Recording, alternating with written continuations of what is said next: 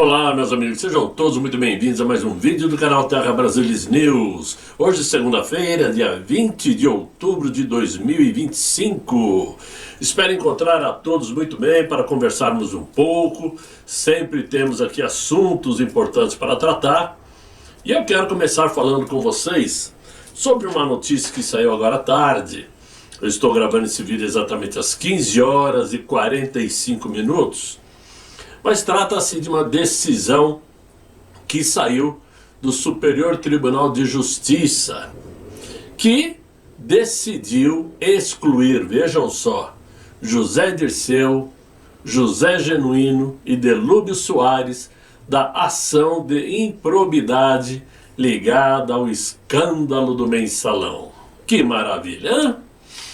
É uma notícia espetacular para a esquerda, e que prova mais uma vez que a nossa justiça morreu há muito tempo. A justificativa dada por eles, justificativa, digamos assim, formal, soa como técnica. O Ministério Público Federal teria usado, digamos assim, o recurso errado ao tentar reverter, lá em 2009, uma decisão que extinguiu o processo.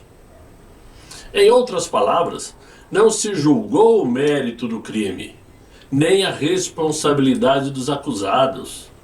O que foi julgado foi apenas a forma como foram julgados. E como sempre, isto tornou-se uma desculpa perfeita para absolver quem não poderia ser absolvido no mérito, sem pelo menos afrontar a realidade histórica. Se antes a justiça se utilizou do chamado erro de CEP para anular as condenações da Lava Jato, principalmente do Inácio, agora é o restante da tropa que se beneficia com tal recurso errado, para safar três dos diversos atores de corrupção em um dos maiores escândalos de corrupção do Brasil. Este, infelizmente, é o Brasil judicial que temos. Para perseguir adversários políticos, inventam interpretações elásticas, criam exceções, atropelam prazos, relativizam garantias. Mas quando é para blindar aliados do sistema, a tecnicidade vira dogma, o formalismo vira uma muralha, e a desculpa processual vira absolvição branca. A Constituição brasileira é tratada como uma borracha, quando se quer prender alguém que incomoda, evidentemente. Mas é como se fosse um mural de concreto quando querem livrar alguém que pertence ao clube dos intocáveis. Ao excluir José Dirceu, Genuíno e Delúbio, sob esse argumento meramente processual, o Superior Tribunal de Justiça dá ao país mais uma aula de como a justiça brasileira opera. Não como guardiã do direito, mas como uma operadora política de resultados. A impunidade aqui não é um acidente, é arquitetura. E esta arquitetura, infelizmente, é tão sofisticada que permite que crimes históricos sejam varridos do mapa sob um pretexto elegante de falta no recurso, erro no recurso, que eles consideram adequados. Nesse regime, meus amigos, a corrupção não é um desvio, porque é o cliente preferencial do judiciário. E o inocente é apenas a matéria-prima que é sacrificada para que esta engrenagem continue funcionando. É lamentável, começarmos a semana com uma informação desta, se bem que não é nada de novo. Nós sabemos que, a depender do que o judiciário está julgando, a resposta nós sempre sabemos qual vai ser. Se for para a esquerda, vai ser favorável. Se for para a direita, vai ser penalização. Pois é, meus amigos, mudando um pouco de assunto, vamos voltar a falar do CBP, que é o Control Border Protection, o órgão de imigração lá nos Estados Unidos, porque ontem saiu uma matéria no The Wall Street Journal, que todo mundo está comentando, uma matéria escrita pela repórter investigativa, a tal da Anastasia O'Grady, né? Dizendo, ou melhor dizendo, afirmando, entre outras palavras, que houve sim fraude na documentação apresentada ao ministro sancionado aqui no Brasil. Ou seja, ela questiona na matéria o porquê que primeiro o departamento do CBP, eu vou chamar de departamento de imigração que fica mais fácil, porquê que eles primeiro disseram que Felipe Martins nunca entrou nos Estados Unidos naquele período, final de dezembro de 2022. E por que depois apareceu uma informação na lista de passageiros e no próprio documento em 94 que ele teria aparecido? Aí vem outra questão, por que esta aparição veio com o nome errado de Felipe Martins e com o número de passaporte que já estava vencido, ou cancelado, melhor dizendo? Muito bem. Esse questionamento fez com que a advogada de Felipe Martins lá nos Estados Unidos, me parece que a doutora Ana Bárbara, se não me engano, não vou chutar não, ela foi atrás de pedir informações justamente no Control Border Protection, para saber se afinal de contas Felipe Martins havia entrado ou não. Ora, o que acontece é que nesse meio tempo, o registro de entrada do Felipe Martins desapareceu. Mas já era tarde, porque aquele ministro sancionado aqui no Brasil já havia usado aquela informação para prendê-lo aqui, dizendo que ele havia planejado fugir para escapar de uma prisão caso o suposto golpe de Estado desse errado. Muito bem. Depois de tantas investigações, esse departamento lá do Departamento de Imigração chegou à conclusão que sim, houve fraude. Felipe Martins nunca entrou nos Estados Unidos naquele período.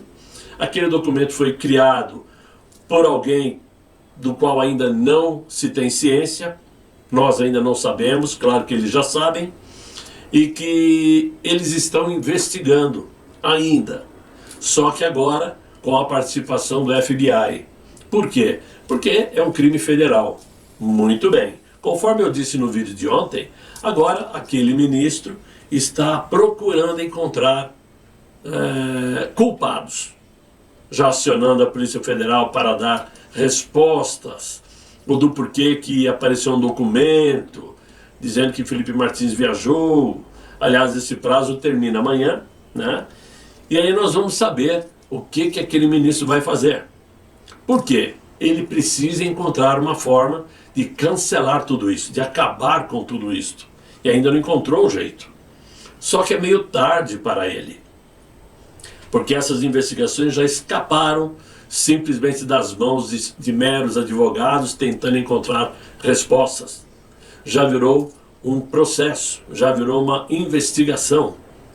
E pior, uma investigação pelo FBI. Então é claro que isto está criando uma saia mais do que justa, uma saia perigosa, porque é claro que isso vai terminar em, digamos assim, um problema de tamanho nunca visto, diplomático com o Brasil, porque vai ficar caracterizado que o Brasil interferiu no sistema imigratório americano, houve uma intervenção ilegal, ilegítima de um país contra o outro. Isto não vai terminar bem. E certamente, quando nós ficamos aqui discutindo o que vai ser conversado entre o Inácio e o presidente Donald Trump, se é que vai ter essa conversa, nós não podemos esquecer que esse assunto está na ponta da lista agora. Não se trata mais só de assuntos dos quais aquele ministro mandou suspender contas de redes sociais, de que aquele ministro mandou bloquear a conta de um cidadão americano em território americano. Não, agora é intervenção do Brasil dentro do sistema imigratório americano. E isso não vai terminar bem, porque aquele ministro sancionado vai ter que responder por isto. E, a meu ver, o Brasil vai ser obrigado a sacrificar a sua peça principal nesse esquema para destruir a direita no Brasil. Eles vão ter que sacrificá-lo. Isso não vai poder ficar sem resposta. Não vai poder passar batido. O governo brasileiro vai ser questionado, sim. Já não é mais uma situação somente entre os Estados Unidos e aquele ministro. Passou a ser um problema entre duas nações. Passou a ser um problema diplomático. Então, vocês podem ter certeza que esse assunto ainda vai dar muito o que falar, vai vir à tona, vai ser uma situação muito séria e muito grave que o governo do Inácio vai ter que se virar nos 30 para resolver.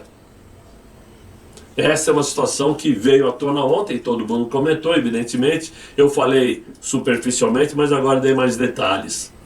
Agora, outro assunto que eu queria tratar com vocês é que uma outra matéria que também saiu anteontem nos jornais, falando que a mesma Faria Lima, que posa de oráculo da racionalidade econômica no Brasil, que se apresenta aí como mercado, esta entidade, uma entidade mística, né, porque é a Avenida Faria Lima, onde está um dos centros financeiros aqui em São Paulo, esta Faria Lima que supostamente decide o destino do país, hoje se revela muito mais por aquilo que sempre foi, um grupo que não prospera com a riqueza da nação, mas com a decadência dela. Quanto pior estiver o Brasil, melhor para a Faria Lima. E para quem ainda não entendeu muito bem, é porque na Faria Lima estão os centros financeiros, os grandes bancos. Né? Não é coincidência que parte dessa elite financeira tenha sido recentemente acusada de ajudar a lavar dinheiro do primeiro comando. É apenas a ponta exposta de uma engrenagem velha, por sinal. A simbiose entre capital especulativo, poder político e crime. São eles que agora torcem pela reeleição de um presidente ficha suja. Se lá atrás eles tiveram rejeição a ele, dizendo que o país estava indo muito mal, a economia estava indo muito mal, agora é o contrário. Agora estão torcendo para que o Inácio seja reeleito. Ficha suja que já demonstrou de sobra sua afinidade com regimes de controle social e economia estatizada. Como que se a transformação do Brasil, numa espécie de Venezuela, por exemplo, uma Venezuela soft, fosse um detalhe irrelevante. Isto não é ignorância, é cálculo. Porque um país quebrado produz dependência do Estado, dependência de programas sociais, né? E essa dependência produz o quê? Crédito subsidiário. Crédito subsidiário produz o quê? Produz lucros garantidos para quem está sentado nas mesas certas da Faria Lima. Porque sempre são os bancos que são usados para transferirem esses benefícios, né? Com carteiras de clientes enormes, que ficam pendurados no governo sem perceberem que estão pagando a conta ao mesmo tempo. Um país rico exige concorrência e produtividade, além de mérito. Agora, um país pobre garante o quê? Garante um monopólio, uma reserva de mercado e corrupção, como se fosse um instrumento de vantagem. Esses banqueiros não querem prosperidade nacional. Eles querem desespero controlado. Porque um povo em ruína, evidentemente, não briga por reformas estruturais do país. Eles brigam por esmola. E quem controla a dívida do país, quem é? A Faria Lima? Via governo, evidentemente. A miséria rendida é mais rentável que uma classe média emancipada. O povo, quanto mais dependente e mais sem estudo, mais fácil para ser manipulado. Claro que o PIB forte de uma nação ameaça os privilégios. O PIB acadêmico perpetua dependências. Por isso apoiam governos que matam a produtividade com impostos, destroem confiança jurídica, principalmente com o ativismo judicial, e perseguem os opositores. Além disto, todos nós sabemos que eles flertam com a censura. Ficam disfarçando, fazendo de conta que não é bem isso, mas é exatamente isso que eles querem. Promover a censura no país. Tudo isso significa uma economia de Estado. Uma economia centralizada. E quando o Estado centraliza essa economia, sempre precisa de um banqueiro de estimação. A classe política, por sua vez, assiste a tudo isso em silêncio, porque também participa desse banquete. Não há pressa em salvar o Brasil quando a falência do país sustenta empregos vitalícios, foro, verba, emenda e blindagem. É muito mais lucrativo administrar ruínas do que construir prosperidade. É mais simples governar um povo exausto do que um povo livre. No fim, o que se chama Faria Lima hoje não é um CEP, um endereço. É um símbolo, a prova de que o Brasil, e é a prova de que o Brasil, o dinheiro organizado prefere um país caído de joelhos. É a prova que no Brasil o dinheiro organizado prefere o país caído de joelhos. Prefere muito mais isso do que uma população de pé, ativa, livre, que pode escolher seus passos, né, livremente, sem dependência do Estado. Eles não falharam em construir um Brasil próspero. Eles simplesmente nunca tiveram esta intenção. Porque prosperidade é um projeto de nação. O que eles vendem para todos nós é a narrativa de que o mercado está otimista, quando na verdade o mercado está faminto, não por crescimento, mas por um país permanentemente à venda. Essa que é a grande verdade. Por isso é que nós vemos aí o Inácio tagarelando todo santo dia, falando alto, gritando, esperneando, falando para sua militância, né? Aliás, ele voltou aí a lamentar possíveis intervenções externas na América Latina, criticando os Estados Unidos, evidentemente, né? Evocando aí o risco de danos à região, como se a instabilidade política do continente fosse obra de agentes estrangeiros, e não em boa medida, fruto dos próprios regimes autoritários que ele também protege. Mais uma vez, sem mencionar o nome de Donald Trump, o atual inquilino do Palácio do Planalto falou como quem tenta blindar antecipadamente governos aliados do eixo bolivariano, especialmente a ditadura venezuelana de Nicolás Maduro, que insiste em tratar como vítima e não como protagonista do colapso social que exportou fome, miséria e migração em massa. Ele defende a Venezuela como se a Venezuela fosse somente vítima. E que lá a democracia prospera, que lá o povo é feliz, todos têm emprego, todos trabalham, todos ganham bem. E isso é pura ilusão, porque isso não existe. Não? Mas o Inácio silencia diante da repressão, da censura, das prisões políticas e do ilegítimo governo na Venezuela. E acha ousadia quando alguém cogita sancionar ditadores ou quebrar a impunidade de autocratas que destruíram suas nações por dentro. É bom ele se preparar, porque ele vai ter que fazer essa mesma defesa também com a Colômbia, que vai ser o próximo. Donald Trump já mandou o recado, já avisou que o Petro é o chefe do narco na América Latina. É ele que promove o envio de entorpecentes para os Estados Unidos. Então é claro que o Petro é o próximo. Não tenho a menor dúvida quanto a isso. Ou então, será aquele que Donald Trump pegar primeiro. Porque o Caribe está cercado. E eles vão atrás.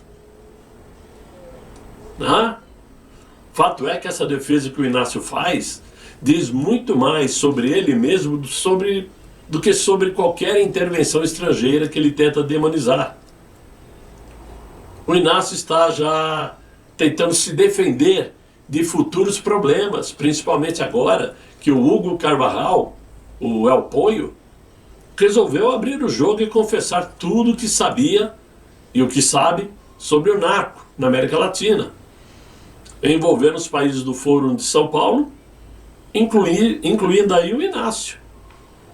Então é claro que ele já sai adiante tentando gritar mais alto: olha, não aceitaremos interferência, que aqui nós somos soberanos e que não podem invadir a Venezuela. É uma antecipação de choro. Essa é que é a verdade. Agora, aqui no nosso terreiro Tupiniquim, a ladainha continua a mesma.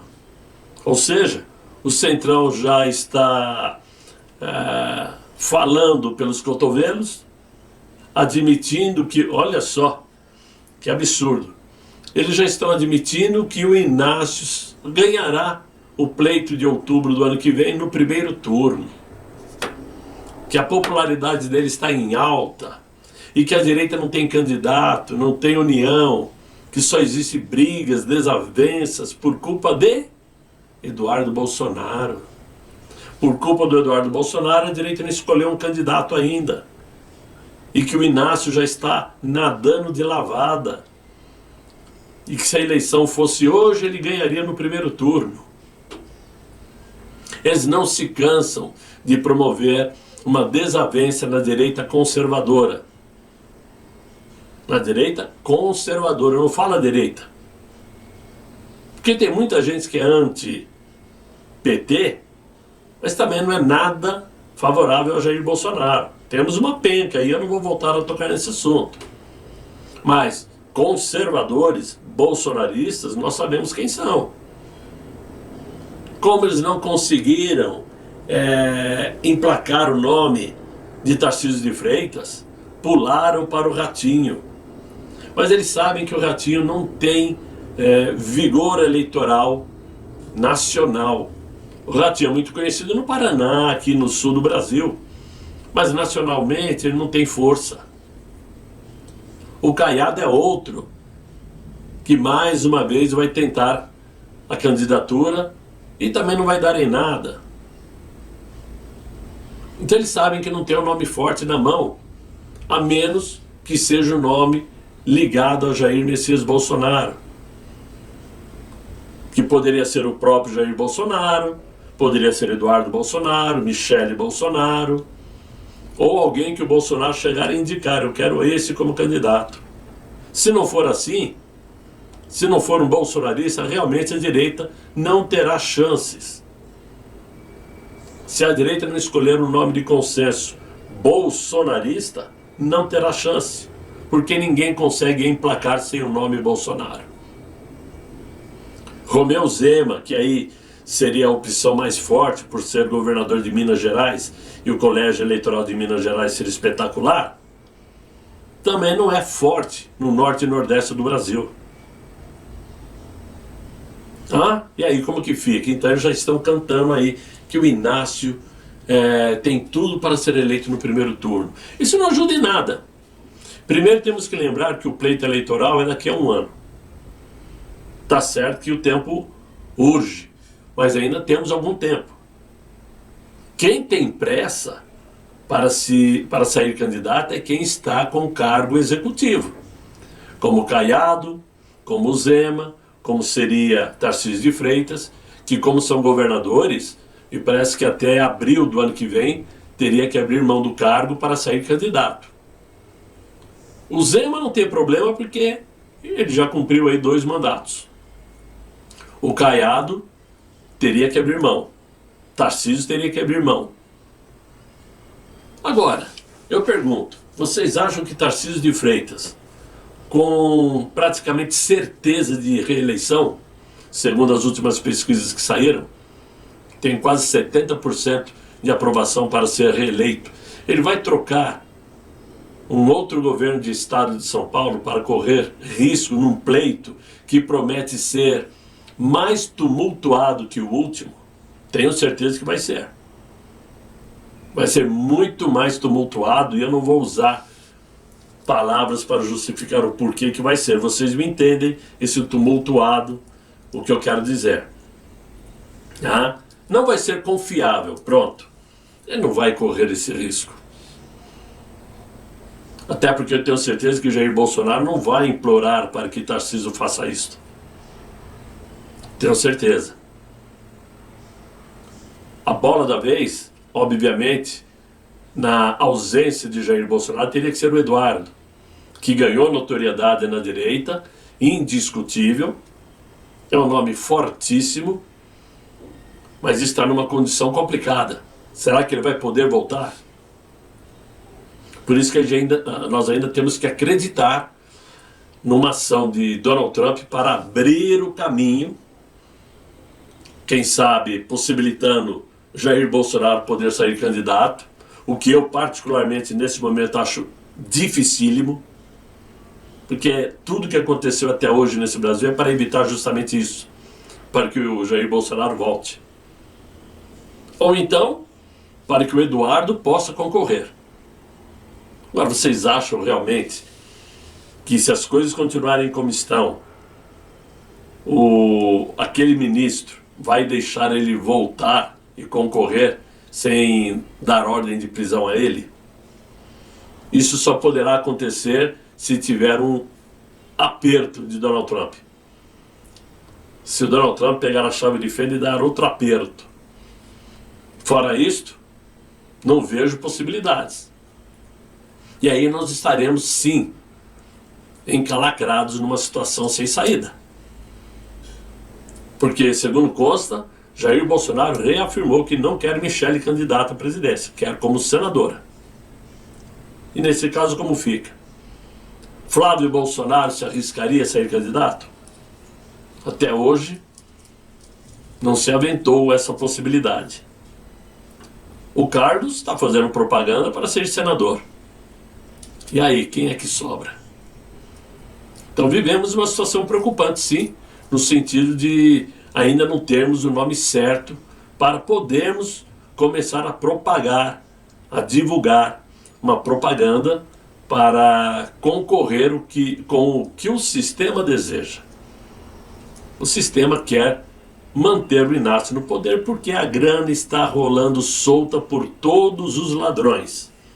Via parlamentar, via projetos estranhos, via isso, via aquilo. Está do jeito que o sistema quer.